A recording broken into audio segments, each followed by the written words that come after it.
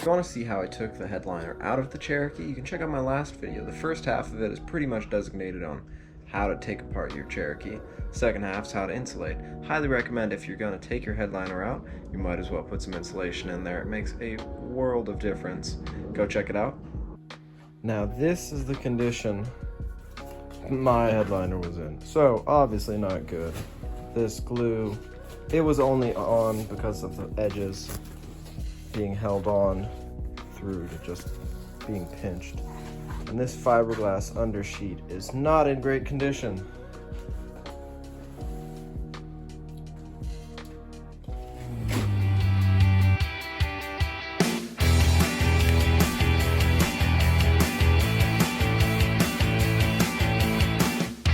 This is my headliner out of my 1995 two-door Jeep Cherokee.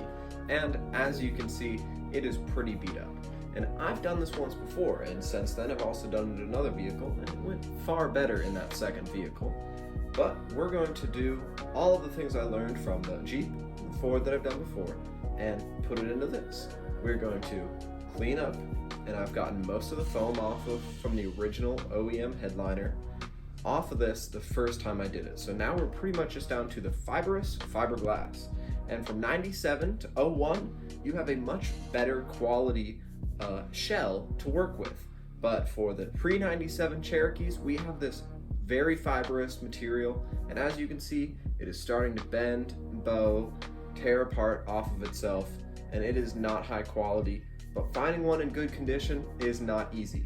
So we're going to be using fiberglass cloth, a fiberglass resin, and Permatex automotive adhesive to get a nice bond with our new headliner, which is a polyester blend, a much lighter material than I used the first time. For replacing the material on your headliner, you're going to want to measure out length and width with no obstructions. So this is 81 inches long and 4 feet exactly wide. You're going to go about 5 to 6 inches in each direction. Past that now. Well, now that we have our materials cut up, I've got the 4 scraps of 20 inches long by 6 inches wide of these. So we're going to bring them over to here. Now these 4 scraps I want to be using to reinforce the side panel here to stop it from bowing, give it a bit more rigidity.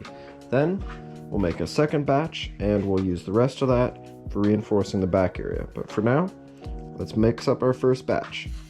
Now the things we need to mix up our batch: we need the hardener that is provided with the whole Bondo fiberglass resin kit. Now this is highly recommended by most automotive experts, and I'm not one of them, and I just made that up. But according to the internet and their website, it is. So how you want to open this up is a simple twist off cap, but oh, it's closed. So you want to take this pin, poke a literal pinhole, nothing bigger. You do not want a large hole because there's very powerful hardener in here, and we want 10 drops of it for the amount of hardener we're using. Now I'm replacing the cap. Now this is the resin mix without hardener. So this in and of itself will never harden or do anything. And you want to be in a well ventilated area because this stuff smelly, just like your mama. And so the resin in of itself isn't going to do anything, but you really should wear gloves, wear a mask, or be in a well ventilated area. And then we take this, have a mixing stick on hand, because the second you drop this in, you've got about 5 minutes before it hardens. So you want to just allow, with a little bit of pressure, 1, 2, 3, 4, 5, 6, 7, 8, 9, 10 drops in. Oh, that was an 11th drop on accident. And then mix it well for 45 seconds.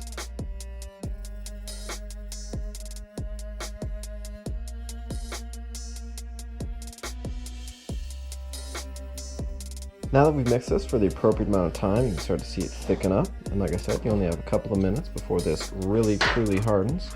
So for this first batch, I'm going to pour it out of the cap, trying to scrape all of the excess out, as we don't want to leave any hardener in there unhardening. We don't want to leave any resin that was not hardened. Also, we don't want to mess up the next batch's ratio. So do your best to scrape that out, but do remember you are on a time frame. So why am I transferring it into this secondary can, you say? Well, that small cap would be kind of difficult to mix this all into. So I'm going to start just kind of run this through, rolling it into a ball while doing so. Once again, I very much recommend you wear all necessary PPE, gloves, whatever. And you want this whole thing to just be covered, like so. And once you have it all stretched back out, any pure excess you can scrape back into there. This is obviously going to take a couple of batches to do this much resin.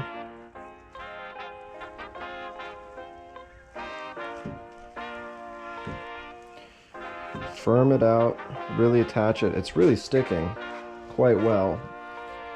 I was afraid that the parts that were hanging might not. Be sure to remove any loose garbs. Pushing down anything, giving it tension and pressure. And repeat this process. Double layer, at least 2 layers on each side. And it looks like I'll even need to make a second batch for the other side. So I'm going to make this second layer and then do the second batch over there and move to the back.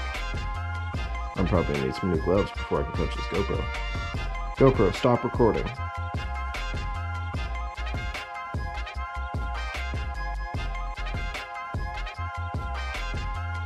It was getting pretty sticky in here, and even though I have the garage door and window open, the ventilation was not enough. And, you know, luckily we're in a global pandemic, so I had a mask lying around. So we've got all the fiberglass that we want to, hopefully, you know, we've got 3 layers in most places, some resin poured in the fiberglass, should be doing a lot better.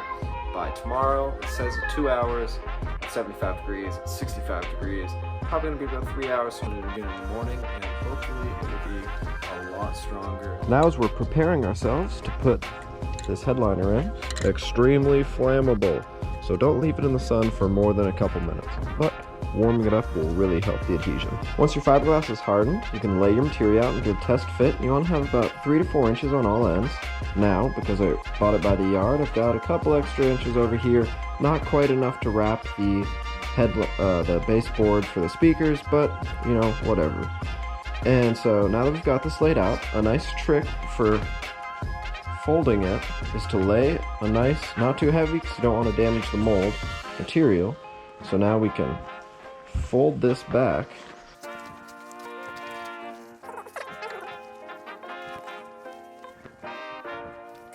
So now that we have this folded back in half, that will allow us to concentrate on spraying 1 can on this fold and then onto this material, and we'll be able to fold that, crease it in before we fold it back over, and this will just allow us to concentrate our efforts onto one area and not leave any spots, you know, unpressurized, unglued. Now, I always recommend you read the flipping directions. 6 to 8 inches from can, 2 to 3 uniform coats, applying in opposite directions, and adhere within 5 minutes of the last coat, and within 30 minutes of the beginning of the first coat.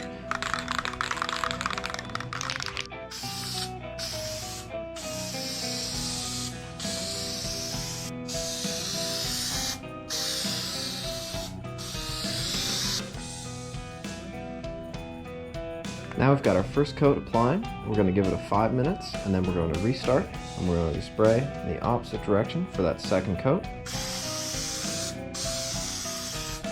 Now that we have that second coat down, there's 2 things you want to do. You want to go back over the areas that will be a bit more critical, such as the edges on the front lip, like where there won't be a panel holding it up, and the areas, the light, the pinholes, everywhere that there's going to be something attached or curved in the headliner.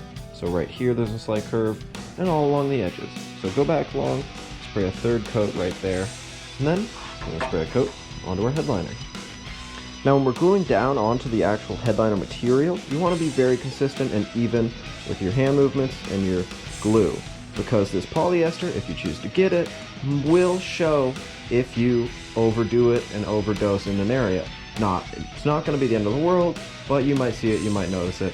So if this is your first time, you might want to go with a neoprene material. Here's the thing, I hate neoprene, it's the worst thing on the planet. It makes my spine shiver. So I won't be using that. I'm doing the polyester 80% blend. This Permatex is really good for not staining and making big clumps of glue. So take that as you will.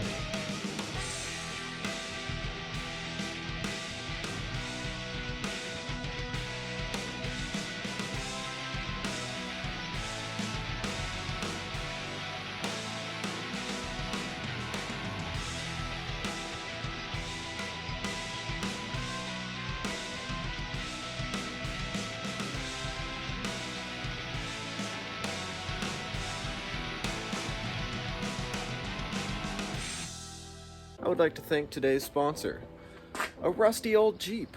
What does it do for you? Well, it takes all your money, it takes all your time, it's kind of unreliable, but boy, I mean, just look at her. Ain't she purty? Ain't she just purty? Thank you again for rusty old Jeep sponsoring this video. Cut and leave about 2 to 3 inches.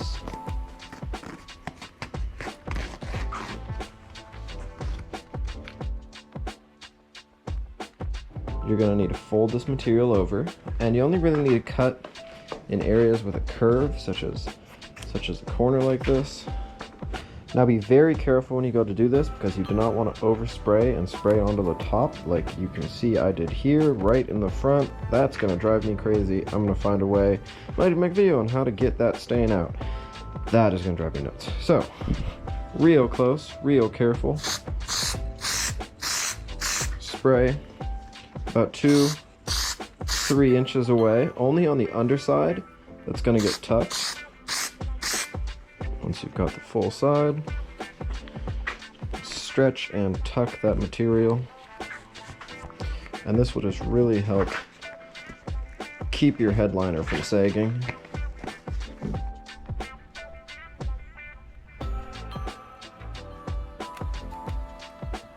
So after you let the product cure for 24 hours as per the instructions, this is ready for reinstallation back into your Jeep.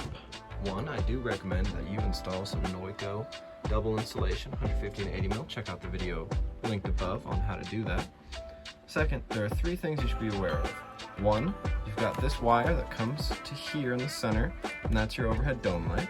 Second, you have your rear speaker and dome lights that come out here. Third, I recommend sliding the headliner in, resting it on your front seats, and installing it back here first, because with it installed in the front, it's a lot harder to maneuver in the back, and in the back is the more sensitive area, I guess you could say. It's harder to manipulate these 2 plastic pieces and the metal ledge that it rests on.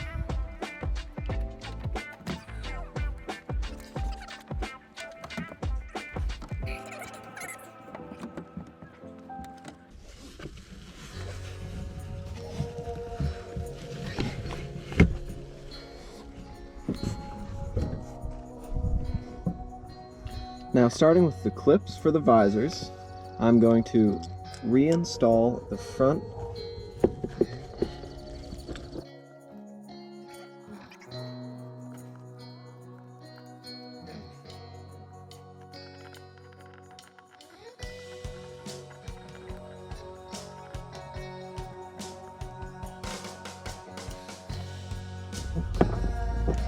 Now, as long as nothing went horribly wrong, once you have one thing lined up, the rest of them should line up far easier. So remember to fish your dome light through before you start putting things up, unlike that I just did, because I'm going to have to take these down, fish that back through, then we can put these back up. Now that you've fished the wire and installed the center dome, you should have a lot more headroom, so continue putting in your front things just as you took them out. So I'm going to put in the visors, and then we'll start putting in the panels.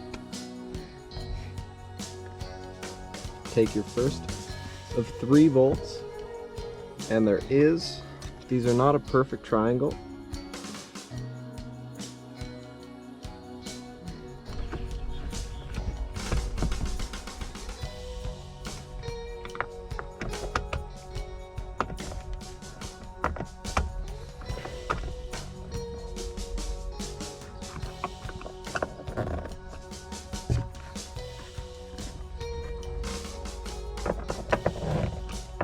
Now do remember that when you're reinstalling your panels, you want to start opposite of the last thing you took out. So if you're on a two-door, we took out this panel before we took out the A-pillars. So we need to put the A-pillar panels back in first. So put it back in. When you're going to reinstall the passenger side A-pillar, do remember that there was a screw under the glove box that was preventing the removal, and thus it'll be preventing the reinstallation of this panel.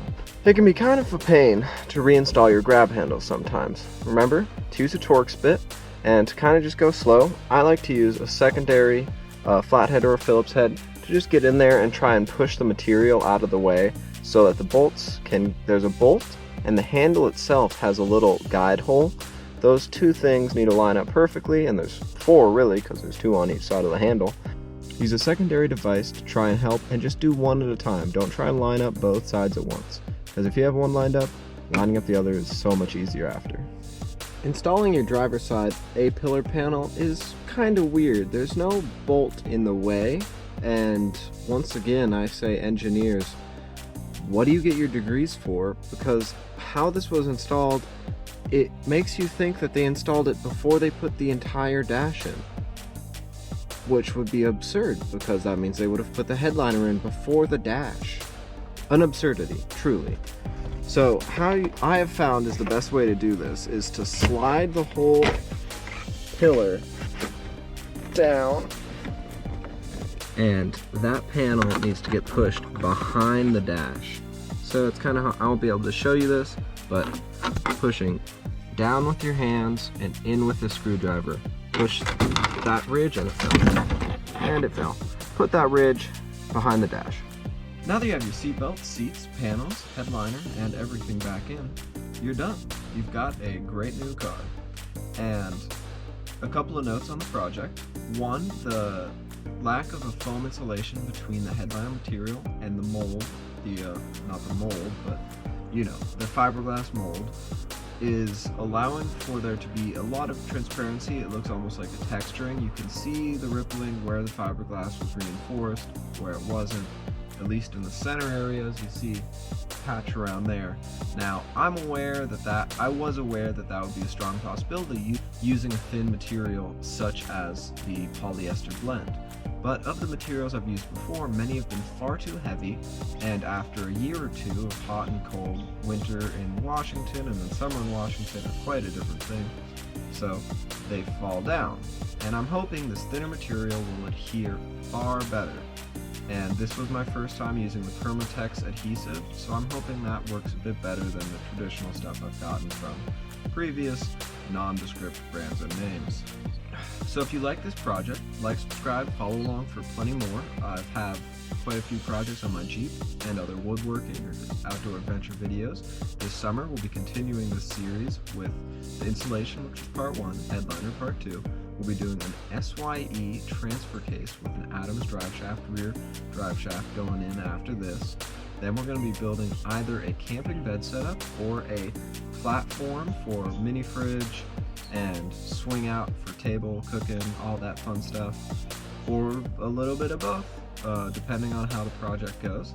You can have input on that by following along at Some Guy Insta page. We'll run polls, comments, whatever you guys think. And after that, the big final project for the summer will be building half doors from scratch. Since we have a 2-door Cherokee, there's not a whole lot of aftermarket support for that, and I don't like tube doors, so we'll be seeing what we can do with that. Remember, if some guy can do it,